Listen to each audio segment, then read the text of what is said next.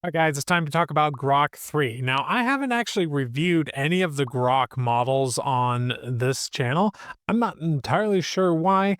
I didn't have the rubric and the breakdown for Grok 1 and 2 that I do now, but we're going to talk about it.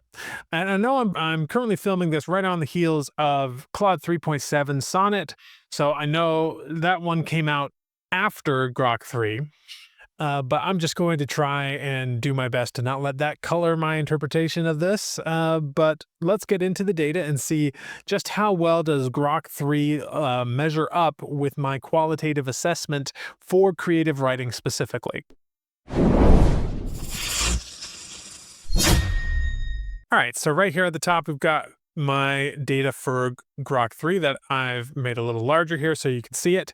Down below it, I have the data for 3.7 Sonnet, which I did, which I filmed yesterday as I'm recording this. Then I have data for a whole bunch of others here, including GPT-4o, O1, DeepSeek R1, O3 Mini, etc. And so let's just get into it. Now, some of this data I was able to find secondhand. Twitter/X does not actually make a lot of this data public. Some of it is public. For instance, they did say that Grok 3 has a million tokens of context window, which is incredible. Not new per se, because the Gemini models have a similar context window, but certainly pretty impressive there. I was not able to find any data about what the max output is. I'm sure once the API access is given and you can access it through things like Open Router, I'll have that data and I can fill this in.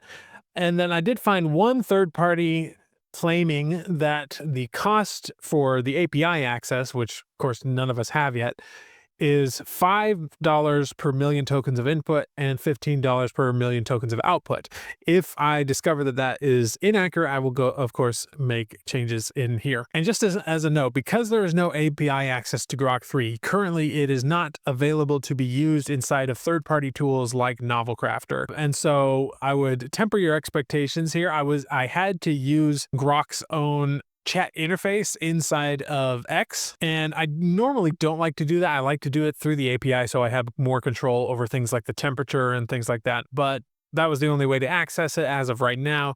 So that's what I did. Interestingly enough, yes, it can do not safe for work content. I ran a couple of prompts. It did require a little bit of coaxing and some context. For instance, I had to say basically like, I'm writing a novel, here are some of the characters, and like, this is the tone I want for the novel, and give it all of this context, and then ask it to do some of the more spicy scenes and stuff like that. And it was able to do it no problem after I gave it enough context and kind of coaxed it a little bit to do it. It got right into it. So that's good to know. If you want some more not safe for work content, Grok 3 is an option for that. But let's get into the brainstorming prompts. Now, these are all prompts. I use the exact same prompts every single time. And if you're inside of my Story Hacker community, you actually get access to this. Here's a list of some of them so you can get a brief look at it. This is the logline prompt. I try to keep these prompts pretty simple because I believe we're heading toward the future where you're not going to need a whole lot of prompt engineering hacks to do any of this stuff. So I keep the prompts simple, just giving it clear communication, clear templates, and everything to follow. And the result is that I ask it for 20 log lines, and then I go through and count which ones I think are actually good. And you can even see some of those results right here. This is also available exclusively to the Story Hacker members. And by the way, you can find a link to that below. We've got weekly almost daily classes on everything from storytelling to AI art.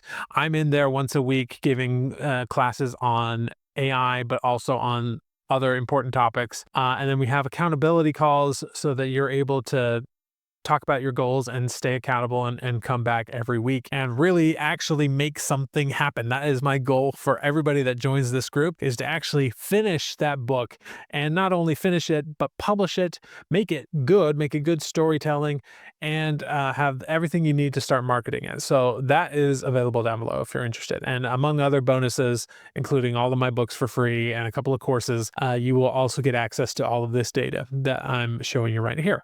So I go ahead and highlight in green the ones that I think are decent enough ideas. Now, I didn't find most of these ideas to be very good. They were kind of too vague. They were easy and predictable. So I only highlighted 5 as being decent.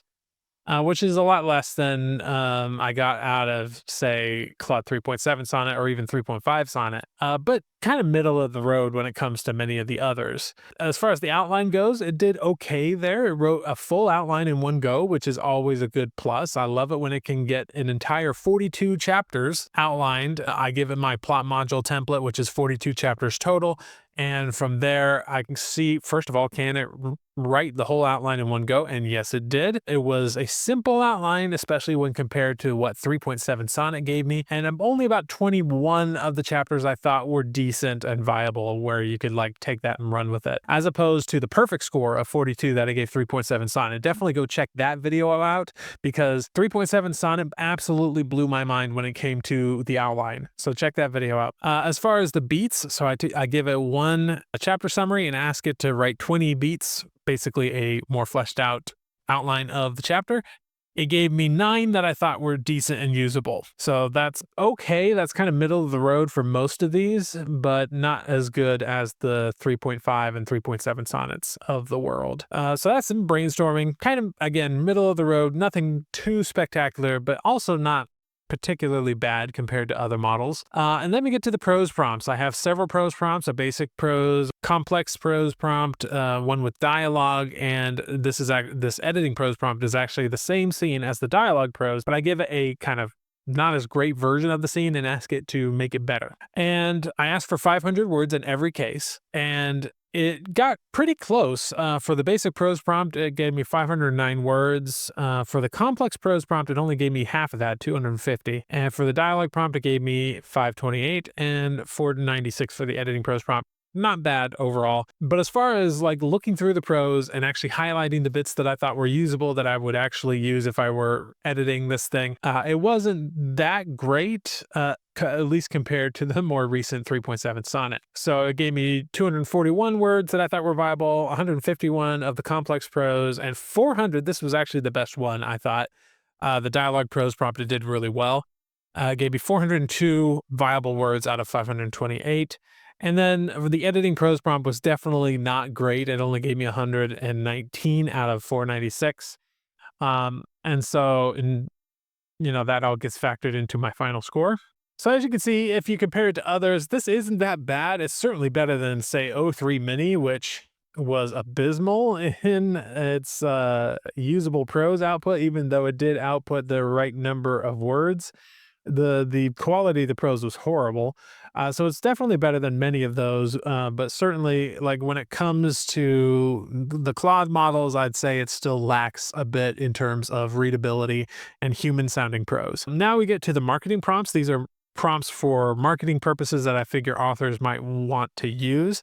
First of all, it only gave me 2 ad headlines that I thought were good out of 20, as opposed to the 6 that I got out of 3.7 Sonnet and 7 that I got out of 3.5 Sonnet. It gave me an email newsletter that I thought was actually pretty good. It had 183 usable words in it. It's not the best that we've seen, but it's actually up there. Certainly would need quite a bit of editing, though, before I would feel comfortable sending it out to an email list. And then the SEO article super prompt that I give it. So I ask it to write an article about how to write a fantasy book. It wrote an article that was 1,540 words long, which I asked for 4,000, so a little bit not great there, and I would say it was mostly viable. The article read well, it just was not long enough. And by the way, the reason I'm asking it for 4,000 words is because that is the average of the top articles that are ranking well for this topic on Google. So I always look at what the other articles are doing, how in-depth do they go, how many words are they, and try to write something in the same vein that might be just a little bit better. And that's how you win at SEO. And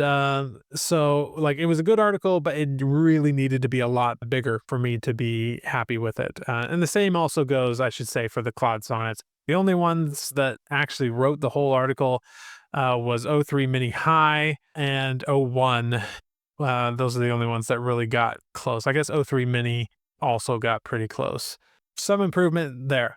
And all of this leads to an overall score of, drumroll please, 362. So this is actually not a bad score compared to many of these others. In fact, if we were to sort these you would see that it ranks 5th out of all of the ones that I've reviewed so far. There are plenty that are beneath it. Even some like DeepSeek R1 is not as great. And the earliest version of 3.5 Sonnet is also below that. It's also improved on the O3 minis out there, which that's honestly not a high bar because I did not find those to be pretty good for creative writing. I'm sure they're great for other things, but they were not great for creative writing. But it also doesn't quite measure up to some of the others. O1 just barely managed to outperform it.